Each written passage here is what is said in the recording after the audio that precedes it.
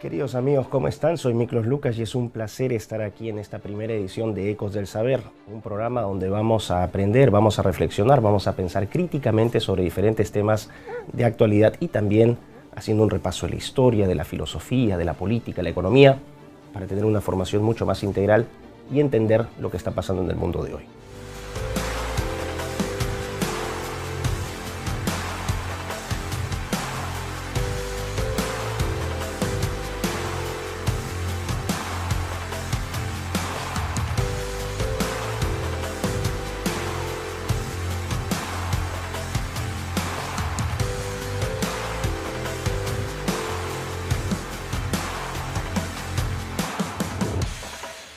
Bueno, vamos entonces a dar inicio a esta primera sesión de Ecos del Saber, un programa que estoy seguro se convertirá en uno de sus programas favoritos.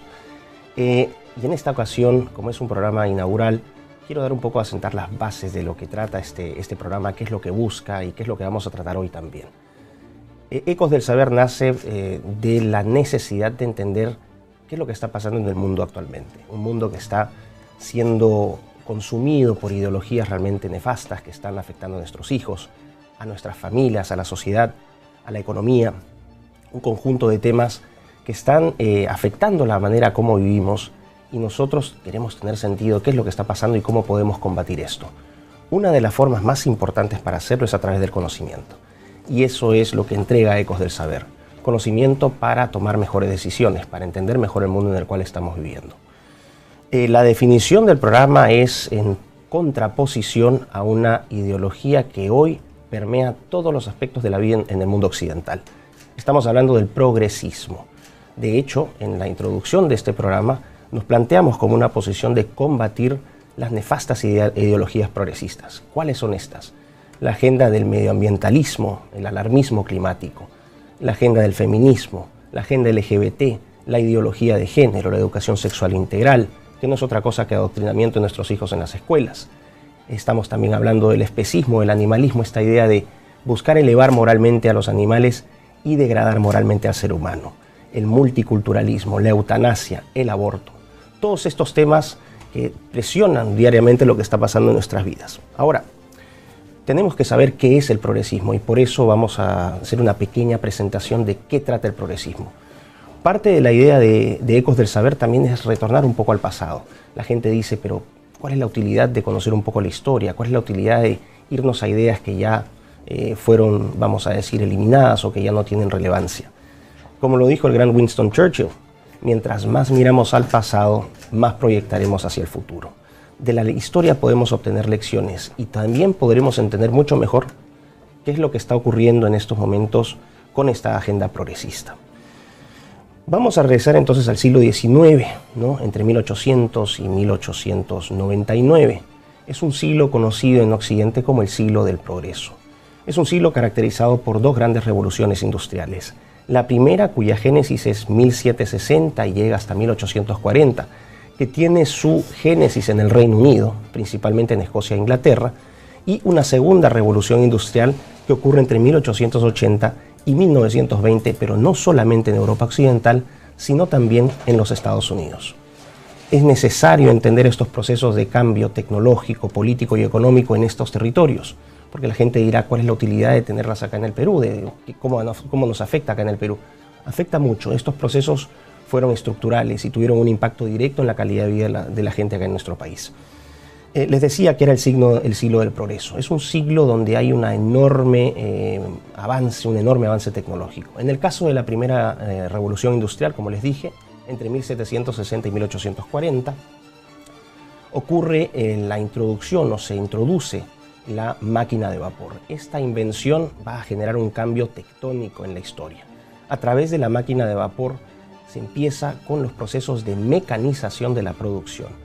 Es decir, pasamos de sistemas de producción manual a sistemas de producción mecánico, es lo que se llama la mecanización de la producción. Y las primeras industrias en tomar o aprovechar esta tecnología son la industria agrícola y principalmente la industria textil. Surgen así en Manchester, en el noroeste de Inglaterra, las primeras fábricas textiles, que lo que hacen es aumentar fuertemente la producción. En Manchester en este momento lo que experimenta es una fuerte migración del campo a la ciudad, los procesos de urbanización acelerados. Y esto obviamente da origen a un sistema social, un sistema económico y un sistema político distintos. No solamente se mecaniza la producción, sino que también se empiezan a generar diferentes estructuras sociales. La clase obrera y la clase capitalista, que después, en 1848, tanto Friedrich Engels como Karl Marx recogerían en este tratado que se llama el Manifiesto Comunista, dando origen a la ideología marxista. Pero retornemos a la primera revolución industrial.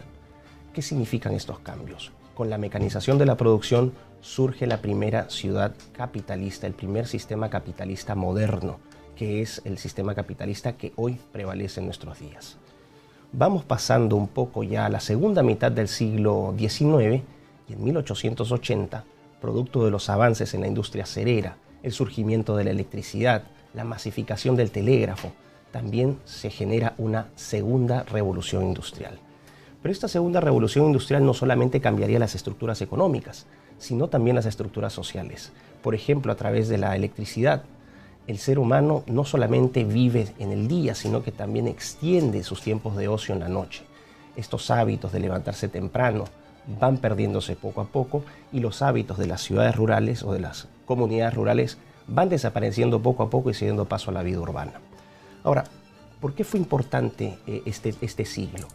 Porque a través del progreso tecnológico lo que ocurrió fue que el ser humano empezó a engrandecerse, empezó a creer que a través de la tecnología podría liberarse de las estructuras, vamos a decir, naturales, que podría liberarse de Dios, que podría empezar a cambiar el mundo y modificarlo a su propia voluntad. Fue un siglo del progreso, pero también fue un siglo de la arrogancia. Y esto obviamente traería consecuencias. Si nos vamos a 1870, en este proceso de revolución, de segunda revolución industrial o de génesis de esta segunda revolución industrial, en los Estados Unidos empiezan a producirse cambios realmente importantes. Entre 1870 y 1920, en estos 50 años que son conocidos como la era dorada en los Estados Unidos, con un gran crecimiento económico, surgen también grandes poderes económicos. Los grandes empresarios de la época que se convierten en millonarios. Aquí vamos a tener nombres como John D. Rockefeller, Cornelius Vanderbilt, John Leland Stanford, Andrew Mellon, Charles Schwab, gente que tenía enorme poder económico, dueños de empresas de ferrocarriles, dueños del sistema financiero, dueños de la infraestructura. Y lo que hacían estos señores es, a través del enorme poder económico que tenían, era ir y, mediante lobby político, comprar voluntades en el sistema político para favorecer sus imperios. A este grupo de personajes se le conoció como los barones ladrones, los robber barons. ¿Y por qué traigo a colación a los robber barons?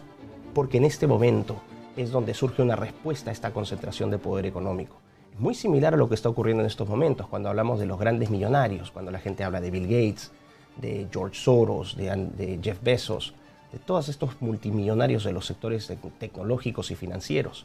Bueno, lo que ocurría en ese momento era algo muy similar.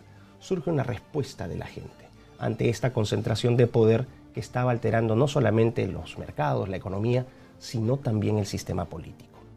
Y este sistema político en el cual, vamos a decir, resaltaban la corrupción, los incentivos perversos, la corrupción de los gobiernos locales. Ahora, como respuesta a esta concentración de poder, surge curiosamente el progresismo. El progresismo, sus orígenes son en los Estados Unidos a fines del siglo XIX e inicios del siglo XX, precisamente en esta época que les decía que era la época dorada de crecimiento de los Estados Unidos. ¿Contra qué lucharon los progresistas? Que era un grupo muy heterogéneo, uno podría pensar que era un grupo ideológicamente establecido, un grupo parejo. Eran grupos de partidarios republicanos, de partidarios demócratas, de líderes de sindicatos, de educadores, de abogados. Era un grupo bastante heterogéneo, pero tenía un fin. El fin era combatir la concentración de poder de los varones ladrones. Y buscaron atacar algunas agendas, entre ellas principalmente la intervención del gobierno para evitar los lobbies a nivel político en gobiernos locales. El segundo punto fue la justicia social. Estas personas luchaban por, vamos a decir, resaltar un poco los derechos laborales, los derechos sociales de los trabajadores, que se habían visto afectados por esta enorme concentración de poder económica de los varones ladrones. Surgen también las primeras causas medioambientalistas, es decir, esta idea de proteger el medio ambiente sin afectar la producción. También los incentivos para la educación pública, los sistemas de salud público, que en ese momento también se veían privatizados. Y finalmente, y esto es lo más importante, los progresistas posicionan a la ciencia y la tecnología como principales instrumentos de reforma. Nuevamente, si nos vamos al siglo XIX, el siglo del progreso, es precisamente este siglo que los impulsa a creer en la ciencia y en la tecnología. Una ciencia y una tecnología que gradualmente fueron desplazando a Dios para convertir al ser humano, por lo menos de manera artificial, en hacedor y creador de su propio destino. Más o menos en 1929, ya estamos hablando un poco del fin del primer progresismo, este progresismo estadounidense de fines del siglo XIX, más o menos en 1929 ocurre el colapso en Wall Street. La economía estadounidense entra en una profunda depresión y aproximadamente un 25% del valor de las empresas cae de la noche a la mañana. Esto obviamente se vería reflejado en una respuesta en 1933 y 1938 con el famoso New Deal impulsado por Franklin Delano Roosevelt, que fue un programa para estabilizar el desastre causado por Wall Street. Se puede decir que el New Deal, ¿no?, el nuevo acuerdo impulsado por Franklin Delano Roosevelt en estos periodos, es la primera puesta en práctica de las políticas progresistas. ¿Qué es lo que quiero resaltar en esta primera parte? Que entiendan que el progresismo surge en contraposición a la concentración de poder político y económico de un grupo de millonarios. En segundo lugar, es un movimiento reformista que busca posicionar a la ciencia y la tecnología como principal instrumento de reforma y de cambio. Y finalmente, es un movimiento que está reflejado o que busca conceptos como, o que promueve conceptos como la justicia social, ¿no?, la igualdad, pero que finalmente tendrían ciertas inconveniencias. Uno podría pensar que estos aspectos del progresismo son positivos y algunos de hecho lo fueron, pero hay ciertos problemas también. Hay dos características que dañaron o que mancharon al progresismo primigenio. Uno de ellos fue esta necesidad de rechazar el cristianismo. El progresismo primigenio no comulgaba con el cristianismo, se consideraba que la religión era primitiva y por lo tanto todos los estamentos religiosos fueron separados de este proceso. Y en segundo lugar, y quizás el más perverso, la promoción de la eugenesia, es decir, este proceso de mejoramiento del ser humano a través de selección. Una selección que era arbitraria, que por ejemplo descartaba a los inválidos, a las personas con malformaciones genéticas, a las personas de color. Es en este momento, en los movimientos eugenésicos en los Estados Unidos de inicios del siglo XX, que inspiran al nacionalsocialismo alemán para que lleve a cabo, en la mano de Hitler, un proceso de aniquilamiento de 6 millones de judíos en Auschwitz. Ahora, eso más o menos entonces sería la primera parte del progresismo. Y este primer progresismo que finaliza más o menos en la década del 40 del siglo pasado. Llega la Primera Guerra Mundial, la Segunda Guerra Mundial, la revolución comunista en China, la revolución bolchevique en la ex Unión Soviética, procesos que habían dispendiado de Dios, procesos que rechazaban la religión y, como se dice en este siglo del progreso, que se materializa en el siglo XX con sus consecuencias, el enorme daño que se genera a la humanidad con los millones de muertos producidos por estos fenómenos de guerra, políticos, económicos y sociales. En 1989, vamos a retomar un poco lo que está pasando ya en 1989, es decir, ya estamos hablando de casi 100 años después del origen del progresismo primigenio, cae el muro de Berlín. Y este es un proceso realmente histórico. La caída del muro de Berlín significa el fin del comunismo soviético, significa el fin de la Guerra Fría, esta contraposición en dos modelos. El primero, expresado por los Estados Unidos, el capitalismo de mercado, con la democracia liberal como modelo político preferente. Y por otro lado, el movimiento comunista, la Unión Soviética, que promovía este modelo de economía centralizada, planificación estatal. Cuando cae la Unión Soviética, el mundo queda huérfano y pasamos a un mundo unipolar, dominado por los Estados Unidos. Ahora, en 1989, les dije, Francis Fukuyama, que es un autor estadounidense, publica un libro, ¿no? El fin de la historia. Y Fukuyama señala, muy contento, que con la caída de la Unión Soviética, la democracia liberal, el modelo de los Estados Unidos, este modelo capitalista, iba a prevalecer. El problema es que el tiempo refutaría a Fukuyama, como hoy lo demuestra, por ejemplo, el progresismo. Sin embargo, este éxtasis por la supuesta primacía de la democracia liberal va a ser continuada después en la década de los 90, con una serie de avances tecnológicos que refuerzan esta idea de que la democracia liberal iba a salir adelante.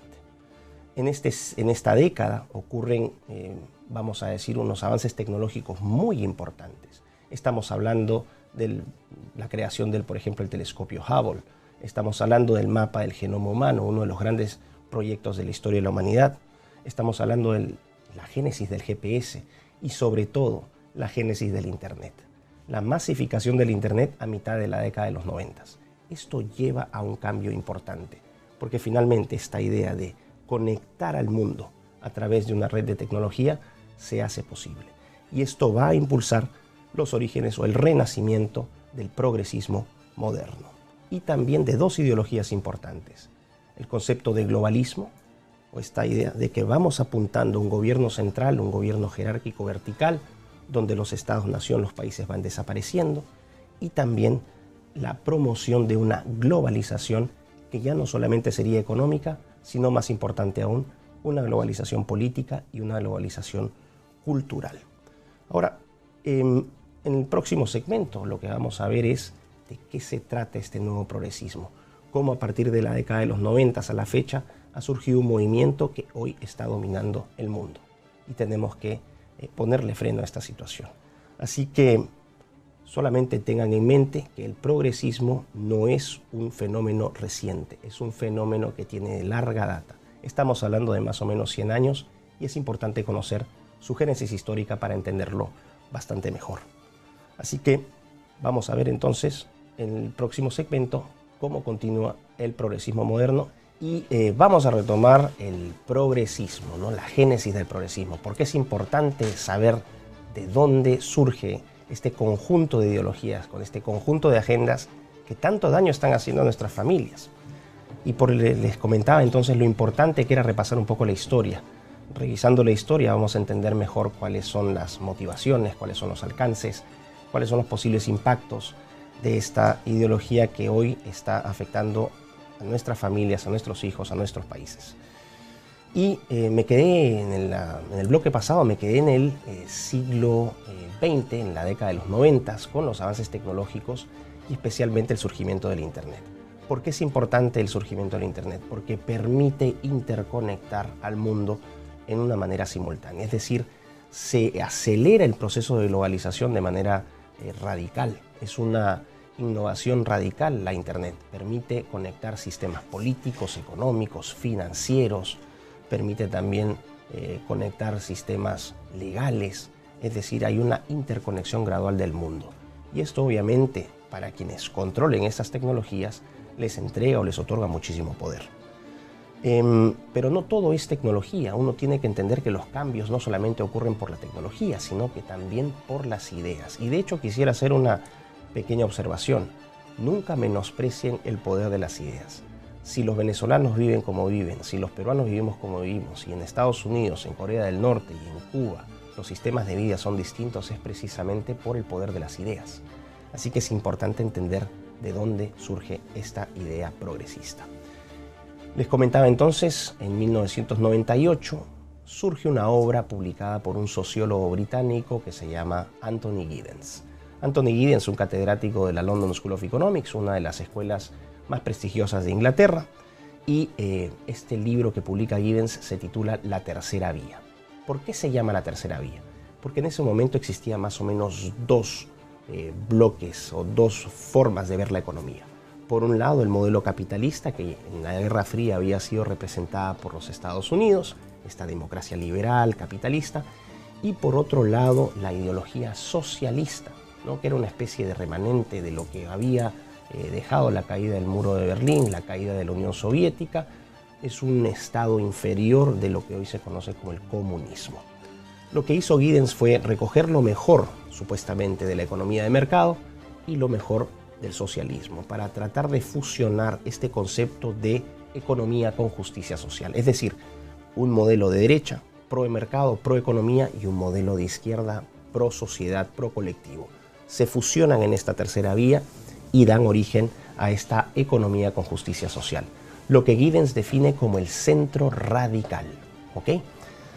Este centro radical también se conoce como nuevo progresismo. Ya no estamos hablando del progresismo del siglo XIX en Estados Unidos, sino estamos hablando de un progresismo que surge de la academia, de la universidad, y que va a utilizar diferentes plataformas políticas y diferentes plataformas multilaterales, especialmente todos los organismos multilaterales como Naciones Unidas, el Banco Mundial, el Banco Interamericano de Desarrollo. Estamos hablando del Banco Asiático, Organización Mundial de la Salud. Todos los organismos internacionales van a ser permeados por esta nueva ideología, este nuevo progresismo, este centro radical. ¿Qué es lo que señala Giddens en este libro y por qué es tan importante? Fíjense, 1998, en esta tercera vía, Giddens empieza a hablar de la necesidad de proteger el medio ambiente, recogiendo la tradición del progresismo primigenio de los Estados Unidos. Surgen palabras como empoderamiento de las ONGs, empoderamiento, el poder de las organizaciones no gubernamentales o las ONGs, el concepto de familias democráticas. Gradualmente, sutilmente se empieza a redefinir el concepto de familia. Igualdad de género, no es un tema actual, ya Giddens empieza a hablar de esto en el año 98.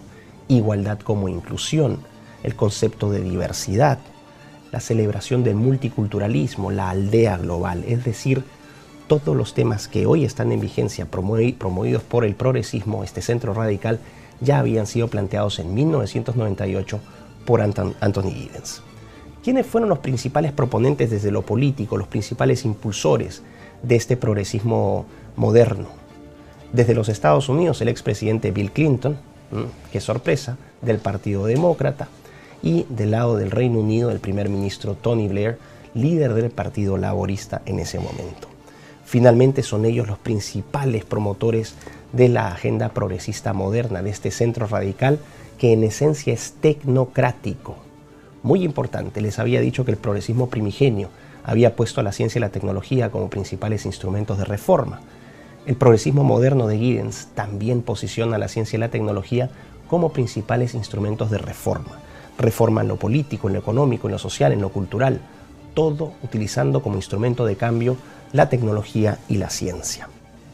Esto se acelera o se magnifica también desde el 2000 a la fecha con el surgimiento de las tecnologías convergentes. ¿Qué son las tecnologías convergentes? Estamos hablando de la inteligencia artificial, de la edición genética, la biotecnología, la nanotecnología, la computación cuántica, tecnologías que en su momento explicaré, hoy solamente las voy a mencionar, pero que aceleran los procesos de cambio, que convierten la tecnología en un instrumento de poder enorme. Esto lleva a este nuevo progresismo a establecerse como un centro radical tecnocrático. ¿Y qué empieza a pasar con sus proponentes? Empiezan a ocupar las burocracias internacionales. Son los que empiezan a trabajar en los organismos internacionales, que son capacitados en las universidades más importantes del mundo: Harvard, Princeton, Stanford, Yale, en Inglaterra, Cambridge, Oxford. Todas estas universidades empiezan a sembrar en sus alumnos las ideas progresistas modernas, las ideas de tecnocracia, las ideas de globalismo, las ideas de diversidad e inclusión. Y son estos profesionales jóvenes los que empiezan a ocupar los organismos multilaterales. Ahora ustedes van a decir, ¿pero qué importancia tiene esto? ¿Qué está ocurriendo en estos momentos, por ejemplo, con el Perú, con la famosa ideología de género? Los paquetes legislativos, las políticas públicas que son diseñadas, no son diseñadas en nuestros países, son diseñadas por organismos multilaterales y son impuestos sobre la voluntad de nuestros países. Esta génesis no es de hoy, como les decía, ya tiene más de 25 años. Así surge entonces el concepto de tecnocracia globalista, que está enquistada en los organismos multilaterales, en los organismos internacionales, que son los que hoy ponen presión a nuestros países para aceptar una serie de reformas que nosotros no queremos. A esto se le conoce como la revolución progresista y se manifiesta de diferentes formas, a través de agendas. En el caso de Naciones Unidas, la Agenda 2030, y en el caso del Foro Económico Mundial, la Cuarta Revolución Industrial. Son distintas plataformas políticas y son distintas agendas, pero apuntan hacia lo mismo, la imposición de una forma de ver el mundo, la imposición de una organización global a nivel social, a nivel económico, que busca suprimir nuestras libertades con el canto de la diversidad, de la inclusión y la igualdad, que no son conceptos, como ya vieron, modernos, sino que hace más de 25 años Anthony Giddens ya había propuesto. Y por eso es que entro ya a otra parte, en la necesidad de decirles qué es lo que va a pasar con este programa y cómo lo vamos a organizar. Les definí progresismo porque encuentro que es importante que conozcamos quién es el enemigo, cuál es el enemigo. Tenemos que identificarlo perfectamente. Ya sabemos de dónde surge, ya sabemos dónde se ubican. Pero hablamos de una revolución progresista y creo que es importante introducir el concepto de revoluciones. El concepto de revoluciones va a ser el concepto que va a liderar la temática de esta primera temporada de Ecos del Saber. Y he creído conveniente tratar este tema porque, nuevamente, conociendo nuestra historia vamos a entender qué es lo que está pasando ahora.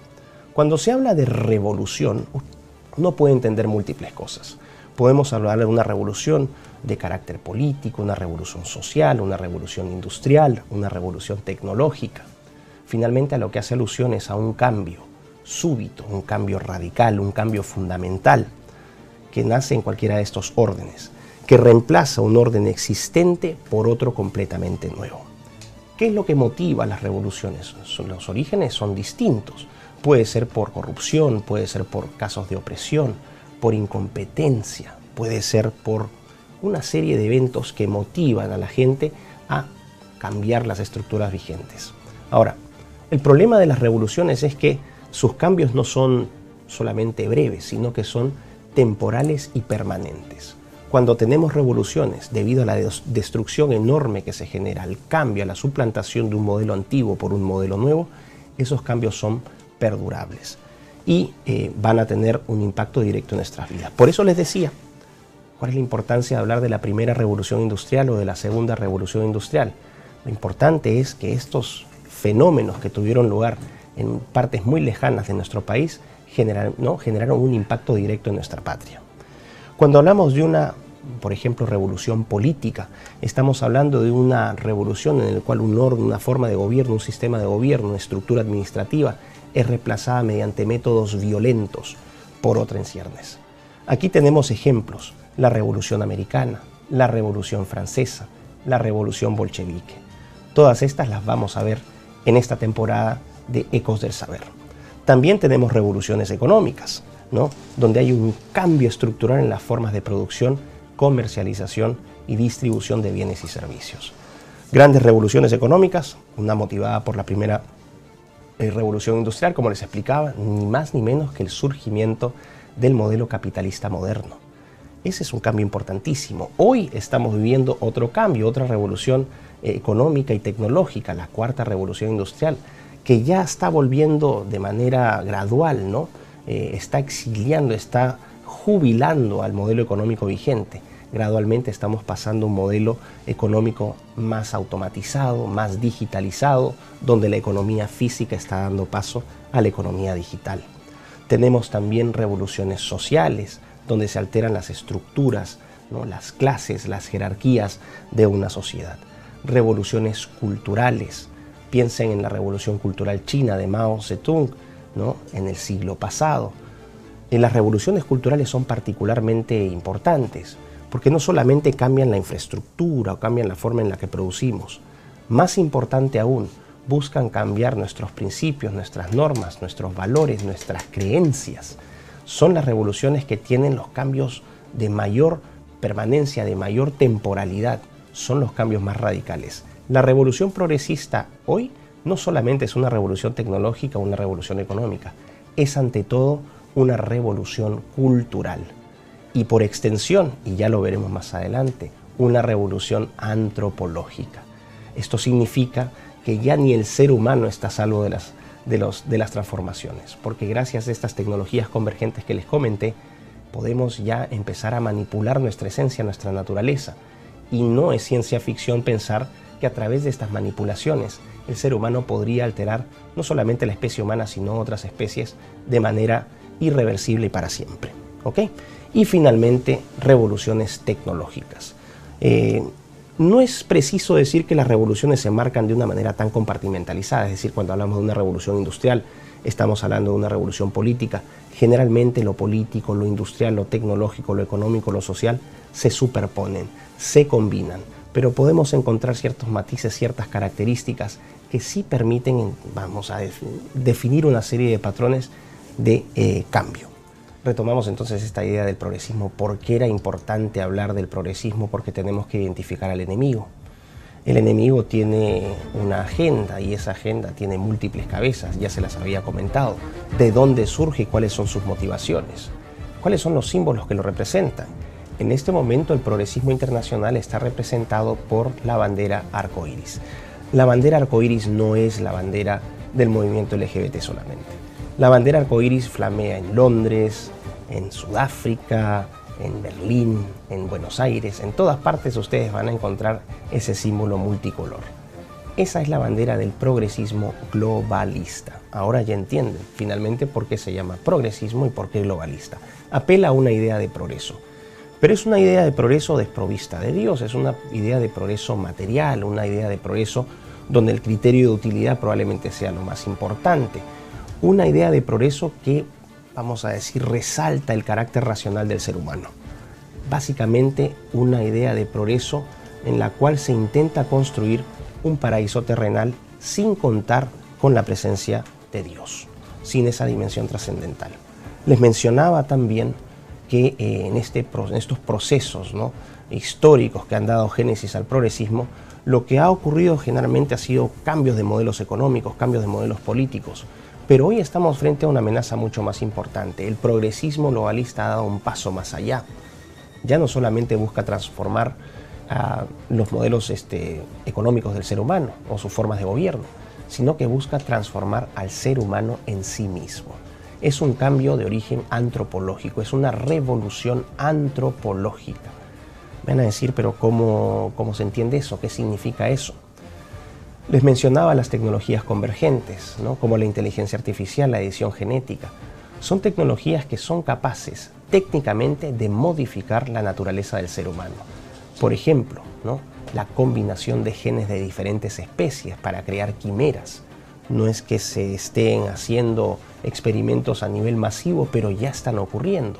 O por ejemplo, no sé si hayan visto, han escuchado hace poco, el trasplante de un corazón, ¿no?, cultivado en cerdo en un ser humano el año pasado, o recientemente el trasplante de un riñón a un ser humano, pero un riñón que no había sido otorgado por un donante, sino que había sido obtenido de un cerdo genéticamente modificado. ¿Qué tipo de preguntas nos abre este cambio, ¿no?, en el cual nosotros empezamos a ver que nuestra naturaleza puede ser afectada de la mano de la biotecnología? Cuando pensamos, por ejemplo, que podríamos fusionarnos con partes robóticas, parece ciencia ficción, pero no lo es. Ya el mundo está caminando hacia ese lado. Entonces vemos que nuestra naturaleza, lo que somos como seres humanos, está viéndose afectado. ¿Cuáles serían los peligros de eso? Pónganse a pensar solamente, si es que nos ponemos en un plano de ciencia ficción, porque hoy hasta el momento por lo menos no se ha expuesto un caso abierto de cyborgs o cosas por el estilo, pero ¿qué pasaría si, por ejemplo, mañana en las noticias anuncian que surgió el primer perro hombre, o que tenemos el primer hombre cyborg, mitad máquina, mitad ser humano? Obviamente hoy parece absurdo, pero el mundo camina hacia esa dirección. Hacia esa dirección nos quiere llevar el progresismo. El progresismo quiere no solamente fundar un nuevo orden, sino que quiere crear un nuevo hombre. Y parte de ese cambio pasa por redefinir y reconfigurar al ser humano. Dirán, ¿por qué entonces este concepto de redefinición? Bueno, piensen por ejemplo que hoy ya no sabemos, especialmente los jóvenes, no saben qué es un hombre, qué es una mujer. Existen los hombres trans, las mujeres trans, los transedad, los transespecie, gente que se cree de otras especies, no sabe si es ser humano o no, que piden ser tratados por médicos veterinarios y no por médicos humanos. Uno dice que absurdo, y lo es. El problema es que al redefinir todo el concepto de ser humano, abre la posibilidad para redefinir también su naturaleza. Si estamos viendo las etapas iniciales de estos cambios, por ejemplo, estos hombres que se sienten mujeres, van al médico, se hacen una cirugía de reafirmación de género, que así se conoce, una famosa faloplastía o una vaginoplastía, donde se amputan el pene y se les forma una vagina artificial. ¿Cómo se ha logrado eso? A través de la tecnología. Y a eso se le llama progreso. Y a eso apunta el progresismo moderno, no solamente a redefinir el entorno, sino a redefinir el ser humano. Si tú lo redefines conceptualmente al hombre, lo puedes modificar inicialmente en su naturaleza y después también modificar su condición o experiencia de vida del ser humano. Explico muy sencillamente.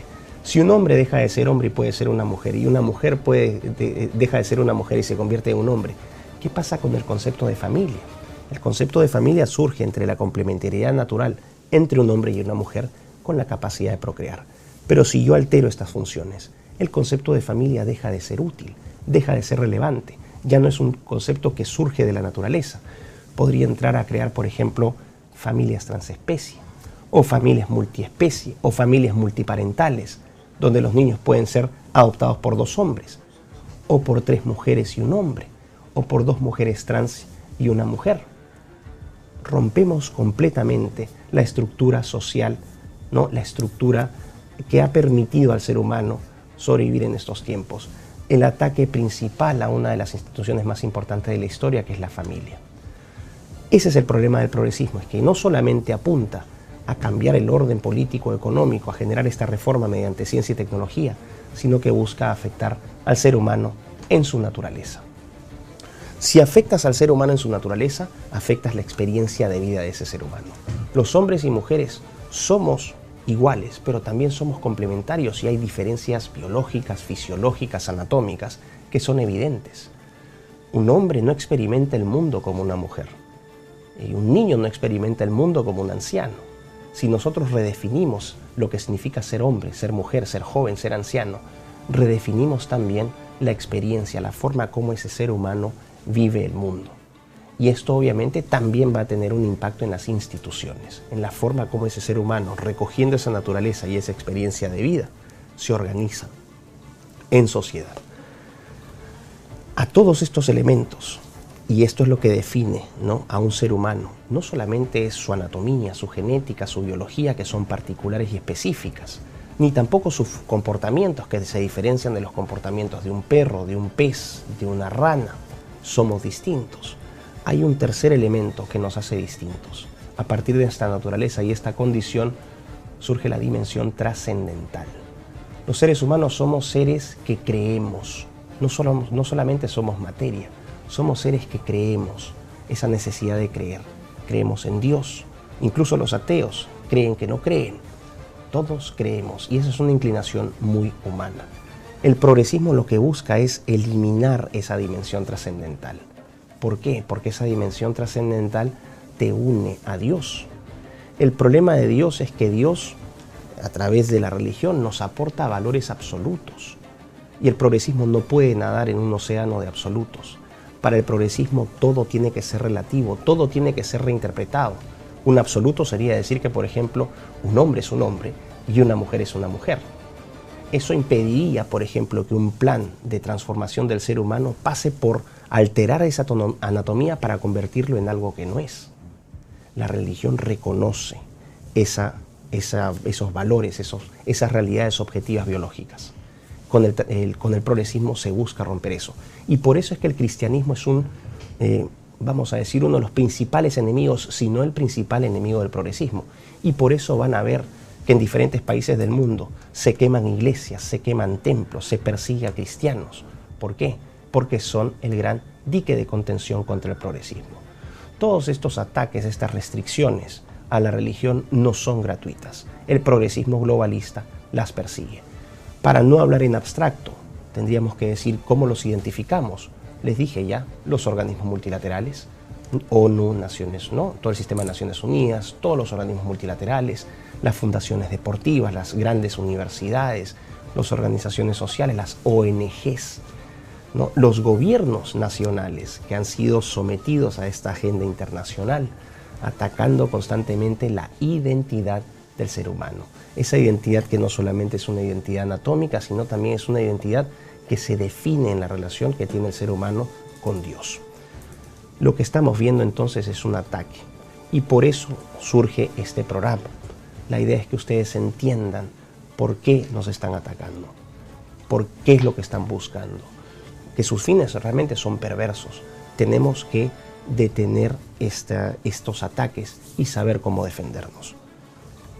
Así que espero que en esta primera etapa haya quedado claro qué significa el progresismo, cómo surge y finalmente cuáles son los objetivos, a qué llegamos finalmente con esto.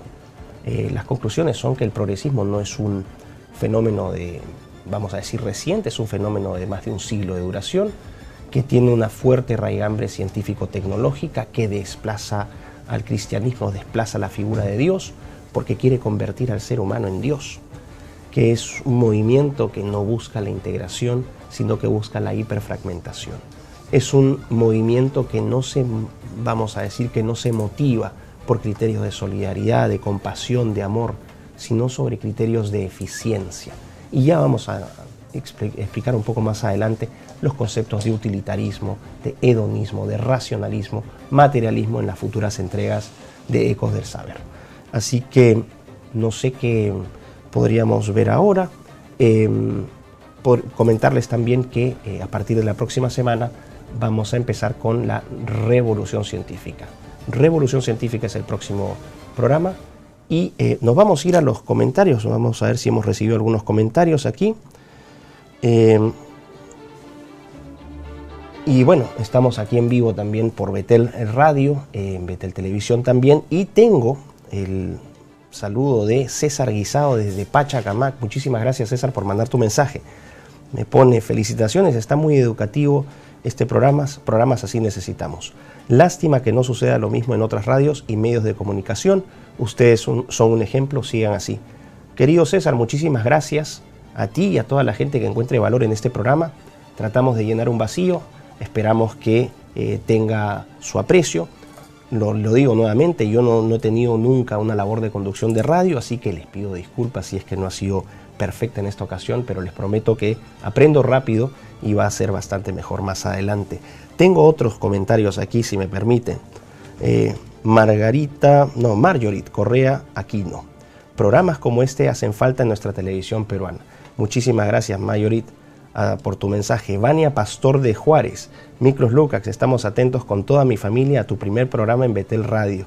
Dios te bendiga en esta nueva aventura en la batalla cultural. Muchísimas gracias, Vania, a ti, a toda tu familia, a todas las familias que nos están escuchando, a todos los taxistas que están ahorita en sus carros escuchándonos, a las mamás, a los papás, a los hijos, a los muchachos que están yendo a la universidad. Ya saben, hay otra realidad, sobre todo los muchachos que van a la universidad, lo que les están diciendo, muchas de las cosas son mentiras. Así que escuchen Ecos del Saber porque van a tener una visión alternativa. Me voy a otro comentario. Jorge Seña. Aportes excelentes del Dr. Miklos, una incorporación muy acertada en Betel Radio. Muchísimas gracias, Jorge. Severo Sánchez Gerí, excelente, gracias, Severo. Miriam, excelente Micros Lukács. David Guevara Larrea, excelentes aportes culturales. Isaac Román también dice, excelente programa con Micros Lukács. Vale, abrumado por tanto cariño, no esperaba que la gente respondiera tan bien y tan rápido. Como les dije, este programa va a ir mejorando con el tiempo y sonará un poco ambicioso, especialmente, ¿no?, a la luz de este primer programa un poquito, ¿no?, donde falta pulirme un poquito más. Me están matando acá mis productores, me dicen no digas eso, pero es que yo soy muy natural. Vamos a mejorar, muchachos, se los aseguro, voy a estar mucho mejor más adelante. Y siguen llegando los mensajes. Alexander Vial Ángeles, excelente programa, gracias Alexander. Sumilda Palomino, mira, saludos desde Berna, Suiza. Se pasó Berna, muchísimas gracias Berna. Felicitaciones a los productores de estos programas. Nos aportan y suman. Gracias, equipo Betel. Yo tengo que agradecer a todo el equipo Betel que está aquí con mucha paciencia, ¿no?, diciendo qué hemos hecho con este sujeto, para qué lo hemos traído. Bueno, les prometo que va a valer la pena todo. a toda la gente que nos está escuchando, a todo el equipo que me está acompañando aquí también en el estudio, muchísimas gracias por su aporte. Rosanda Paucar Leiva, Dios lo bendiga, Miklos Lukács, excelente programa, felicitaciones. Muchas gracias, Rosenda. Maricel Mucha Cabrejos, excelente programa, muy interesantes, tomando apuntes. Ojalá, bueno, por lo menos van a tener este programa para poder tomar apuntes. No sé si más adelante, quizás me estoy metiendo en camisa de 11 varas, se podría crear una especie de página web donde podríamos también aportar un poco de bibliografía complementaria para que la gente tenga interés, quiera profundizar un poco más. No sé si ya tengo más comentarios, parece que sí, que no. Sí, están llegando más. Juan Carlos Ceballos Basilio, felicitaciones, muy bueno el programa. Muchas gracias, Juan Carlos. Jacqueline Gutiérrez de Villanueva, por fin Miklos en Betel. Bueno, gracias a Betel, a toda la gente de Betel que ha apostado por este programa. Wilson, gracias por este importante contenido, sigamos adelante. Patricia Parra, excelente señor Miklos, tenemos mucho por aprender. Y también Ailín Cáceres, excelente programa. Y Rocío Jaramillo, excelente programa. Saludos desde Piura, un fuerte abrazo, Rocío. Gracias por tu apoyo. Un abrazo hasta Piura. Y en general, bueno, ¿qué les puedo decir? Abrumado por esta respuesta inicial. Muy contento. Espero que Ecos del Saber se convierta en un clásico. Las cosas buenas toman tiempo, toman esfuerzo, toman trabajo. Uno tiene que entregarse ese trabajo con una responsabilidad también. La idea es entregarles lo mejor. Bueno, así que eso, como les decía, quiero agradecer estos mensajes, realmente me llenan de alegría, sobre todo cuando uno es novato en estas lides. Hay una cierta tensión. Una cosa es estar en un canal de YouTube y otra estar en un set de radio y también en un set de televisión al mismo tiempo. No es una tarea fácil, pero créanme que yo lo hago con todo el cariño, con todo el amor. Hay una motivación muy grande que es mi hijo, a quien le dedico este programa, y a toda la gente que está participando aquí. Queremos un mundo mejor para nuestros hijos. No podemos ni tenemos que aceptar, tenemos un deber moral de defenderlos. Ante toda esta degradación, no sé si hayan visto, por ejemplo, el mundo está de cabeza. Ayer en España, en Almería, publicaron un cartel en la calle, en un paradero de bus, donde hacían alusión a un niño, ¿no? El cartel era ambiguo y decía: si un niño dice no, es agresión sexual. El problema de este cartel era qué pasaba si el niño decía sí. Gradualmente están tratando de infiltrar la pedofilia, ¿no? La zoofilia, cosas que parecían de locura. ¿Dónde queda el ser humano? A eso tenemos que ir. Y bueno, quiero agradecer entonces, muchísimas gracias a todos ustedes por haberme prestado atención durante esta hora. El próximo jueves de 5:30 a 6:30 de la tarde regresaremos con la revolución científica. Es la primera revolución que vamos a tocar, agradeciendo nuevamente su preferencia y a todo el Perú vía Betel 100.1 FM del dial, porque Betel te acompaña y yo también los acompaño. Les mando un fuerte abrazo y gracias por todo.